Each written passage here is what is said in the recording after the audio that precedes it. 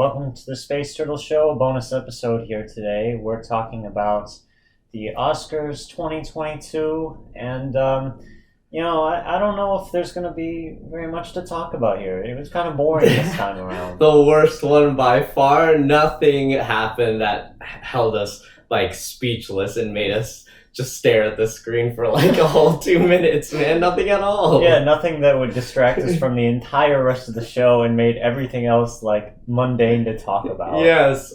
I'm sorry. I missed Jane Campion's speech from that, and I feel bad about it because I feel like she would have had a good one. I missed a lot of speeches. Yes. Especially the Summer of Soul, that one right afterward. That speech got screwed. Man.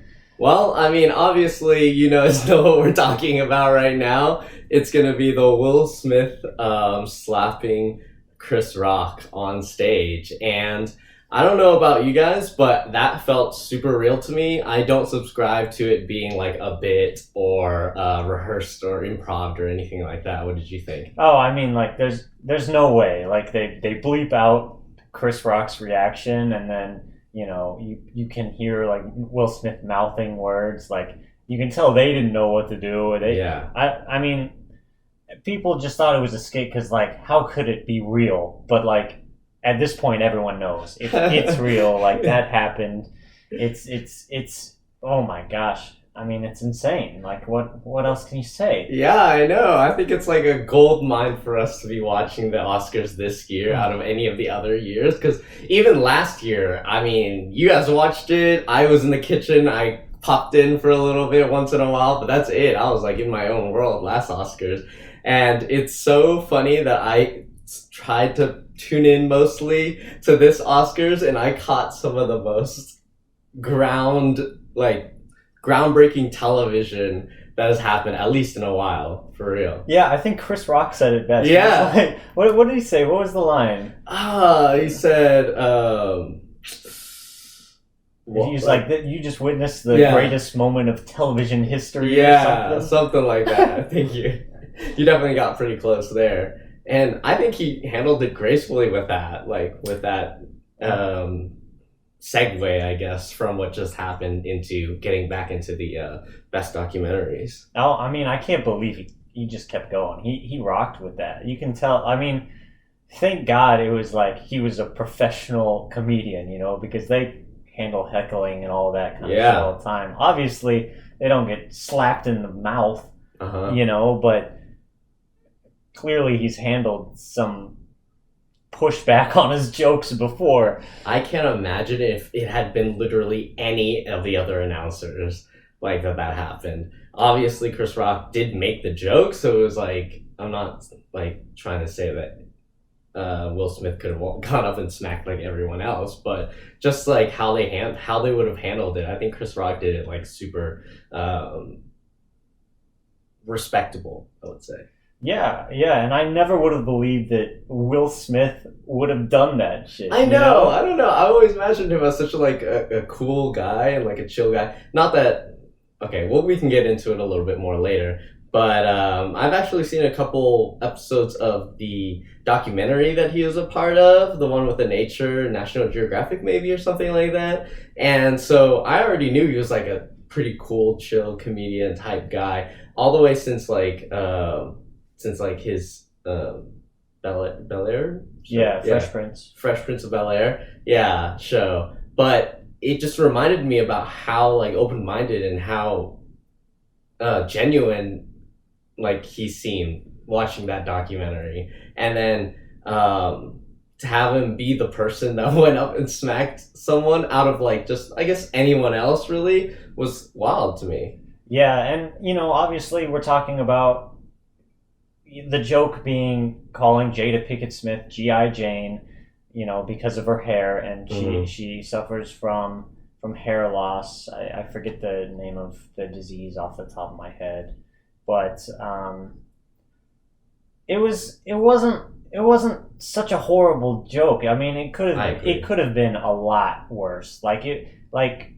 First of all, G.I. Jane is not there's nothing wrong with G.I. Jane. What did G.I. Jane do in this situation? I mean, so disrespected as to be compared to G.I. Jane, bro. Yeah. I mean, what's the? I mean, that's clearly a very that's a family friendly joke. That's Yeah, not for so real. bad. And you know, she does receive like some like some unwarranted hate, and like it. I can imagine being insecure about that, but if you're in this business for such a long time, you have to be able to take jokes like that. I mean, it wasn't so serious of a joke to me. So Yeah, me it neither. especially doesn't warrant you, as someone who's the front runner about to win a best actor in a leading role Oscar, one of the biggest movie stars, walking on stage live at one of the biggest television events of the year and slapping the guy in the face. I mean, obviously that's not a very original take, but that's gotta be what it is, right? I totally agree, and I also feel that like it maybe wasn't like planned or anything like that, but it definitely makes it even better that he was a person that was up to win another category coming up, because I think that that did a lot to boost his like argument, I guess, in the situation, following the abrupt event, and then like they just every announcer just moves on and doesn't really like reference it at all or anything like that. And so his ability to be able to go up there and like have a conversation, I guess, or a monologue about what happened gives him so much more power over like Chris Rock, in the sense that like, he can't go up there and like defend his like what happened and things like that. So I think that like I said, I don't think it was planned or anything like that, but it gave a lot of mainstream sympathy to Will Smith. And I feel like I'm more of like a pacifist in this situation. I think most situations, and I don't think it should have resorted into violence at all. Like, he's like using this defense of like defending my family, or like my daughters or something like that. But I feel like in like in defending your family, I don't think you have to resort to violence in the actors and comedians level, I guess. Well, I mean, yeah, for a situation like that, and also not only that, but you know, we're taught. If I were Jada Pickett Smith right now, I would be furious because now something that she was insecure about and definitely got some attention. Everyone knows now about her insecurities and like Yeah. all this stuff and all this background, because everyone wants to find out why he slapped the shit out of Chris Rock. None of us even know what the joke that Chris Rock said to get slapped when it actually happened. Yeah, we weren't even paying We, attention, we man. had to look it up after. We were like, "What? Wait, what did he say? Like, what happened?" And Like, it seemed like a lot of people needed to do that too, because it quickly went on like every social media. I just checked like one app and it had the clip, and then another app and it had the clip too. yeah, I mean, so now everyone knows about this entire context and situation, and it brings on more fire and criticism than you were trying to stop if you're Will Hmm. Smith. So it went right back around at you. It kind of kicked you in the ass on that one. Hmm. I feel like that's definitely close to the Kanye Taylor Swift moment. Oh my gosh. It's giving me really, really like parallel vibes to that, except maybe a more updated version, because Chris Rock took it well and everything like that. And I guess there's more of a defense to Will Smith than it was for Kanye, I guess. But I think that it makes. I think again, going back to him being able to be to make the speech, I feel like that type of like protect your family is like an easy way to resonate with a lot of people. And going back to being a pacifist again, I feel like they're like in an atmosphere of like people who just make fun of you, and they're not like attacking you, your livelihood or anything like that. Um, I feel like he could have just shouted, like that little shout point, like me looking at his face when he was like bleeped out shouting. That already like caught my attention and been like, oh, okay, he like believes in this a lot. The whole walk up and then slap and then walk back thing was just totally unnecessary in my opinion. Yeah, I don't really have like much more to say other than that stuff because it's like, I mean, it's just such a crazy situation, and then it hung over the show uh, completely after that, like into his speech. Like, I mean, who wasn't like salivating to like have him win Best Actor and see what he was going to say? Like, holy shit, yeah. And his speech in and of itself was so emotional, and really, yeah, it's not like, I don't know. He didn't do any. Obviously, slapping Chris Rock it was not Yeah. good. Yeah. But also, he didn't like. I don't know. He didn't do anything truly terrible, right? He didn't like. This isn't like a. Like a sexual harassment or like anything. So Yeah. it's not. Such a big deal as much as it is like such a weird context for something like this to occur. Yeah, I think it's totally just stunt mentality, I guess. It almost lends credence to that when people are like, oh, it's probably just planned because this is gonna get like so many views and like people are gonna talk about it or anything like that. I definitely don't think that just because of like the performances that we're saying performances. But yeah, I just didn't think it was the time or place, but also it captivated all our attention, so I can't even say that I can't even condemn it for attempting that, I guess. But Well, wait, what do you mean? Like attempting good television? Like I don't think any of their plans were to do that for good television. no, yeah, but I'm saying it lends credence to like some people who want to like use that argument as saying that it was like an improv session or like it was like a planned bit, you know? I think Oh, like well, I mean maybe, but it didn't feel like that. yeah, that's what I I'm mean, saying. It didn't feel like that. Um, yeah. but yeah, I feel like there's not too much left to say about it, and it was actually kind of interesting to discuss where our views kind of align to there because I gave like a preface of what I thought after we saw it when Tommy asked, and I was like, I'm a pacifist, so I guess that kind of gives my trend towards things, but I didn't exactly know yours, so it's interesting. Well, yeah, I mean, I'm not necessarily a pacifist, but for a situation like that, it's just most of my opinion has to do with shock. Like I'm just shocked of the situation. Like I'm more of a like I everyone believes in context, but I'm like in certain contexts I can imagine slapping someone if if there's like physical confrontation to you or like someone says something that's truly like hateful or hurtful.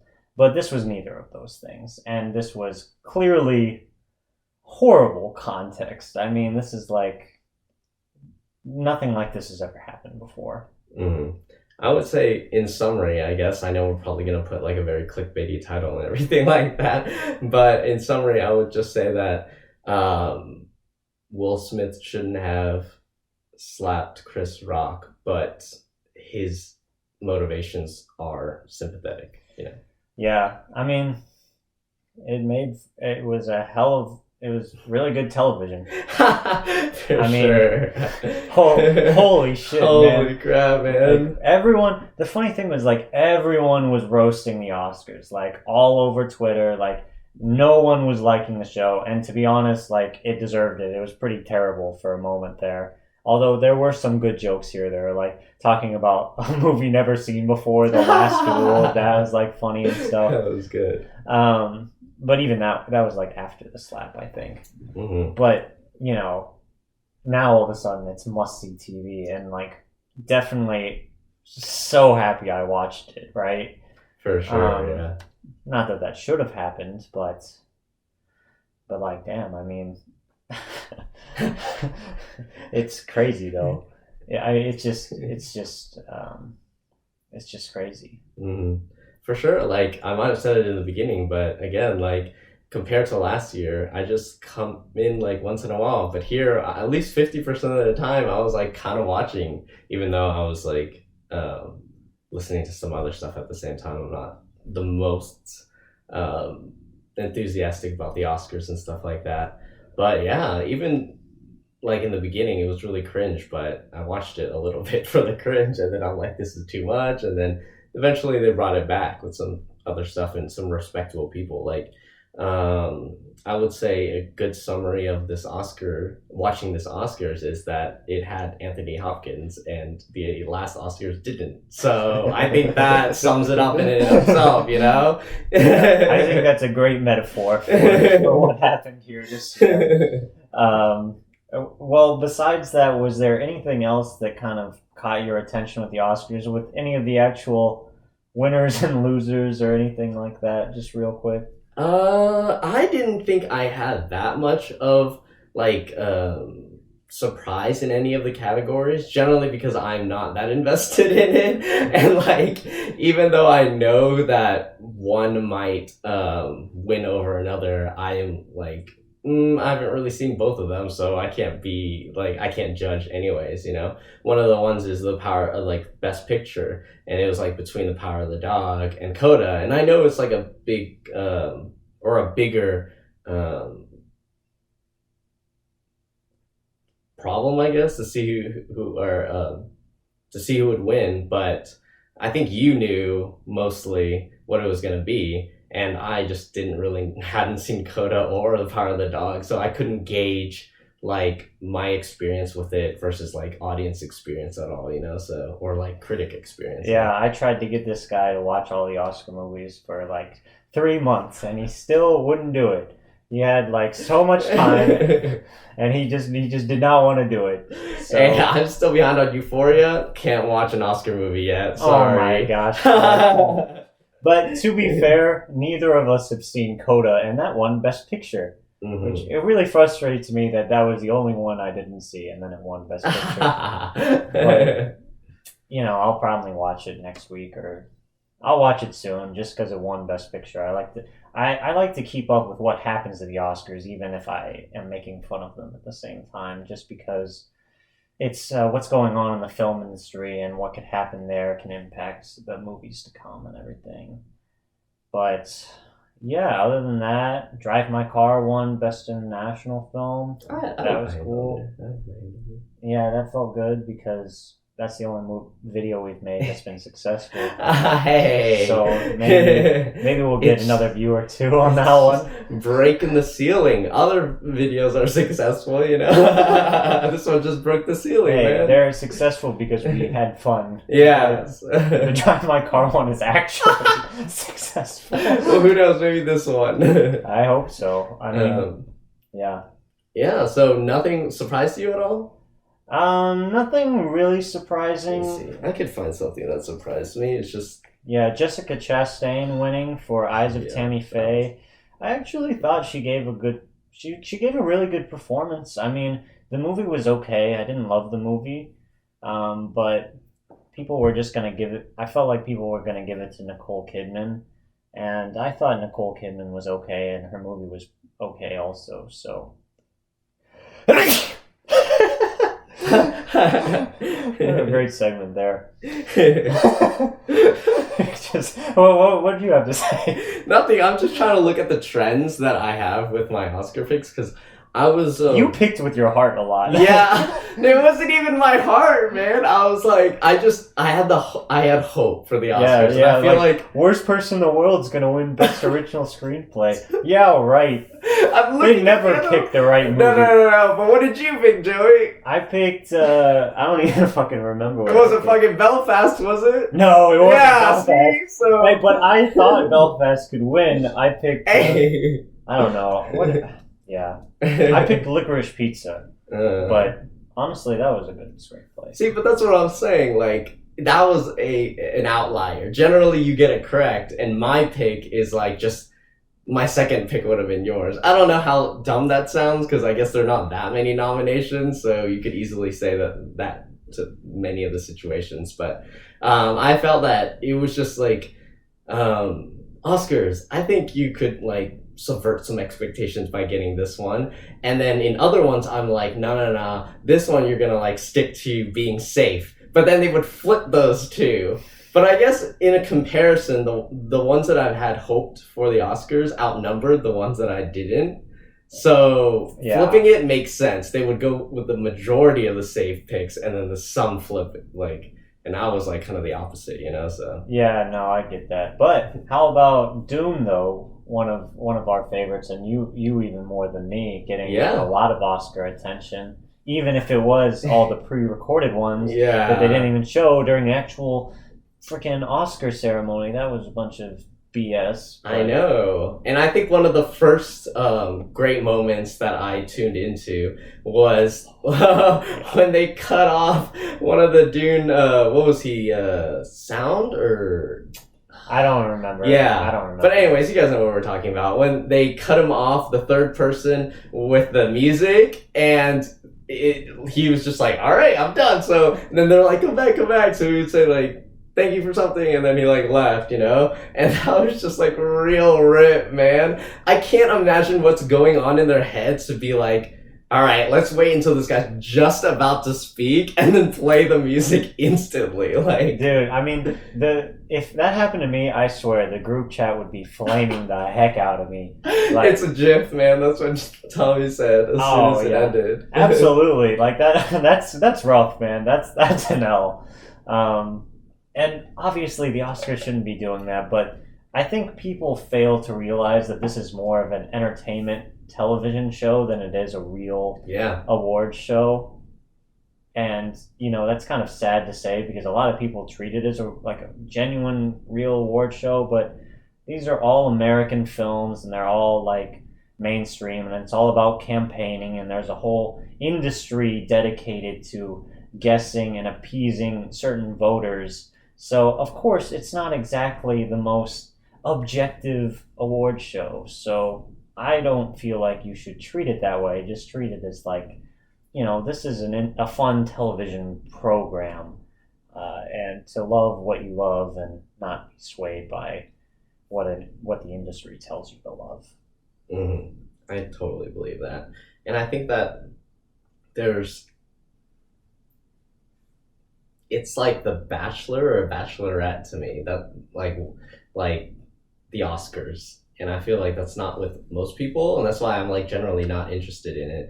And the moments that made me really tune in were great in watching this one. But yeah, I think that they manipulate a lot behind the scenes, and even when people were questioning whether that was a bit or not, you know, it's that produced, I guess. And that's why we did the 2021 best movies, our favorite movies list, right? Yes, so you guys should check that out because I feel like that has a lot more to do with a person or a film lover's like personal opinion, weighing all the technical styles and everything like that.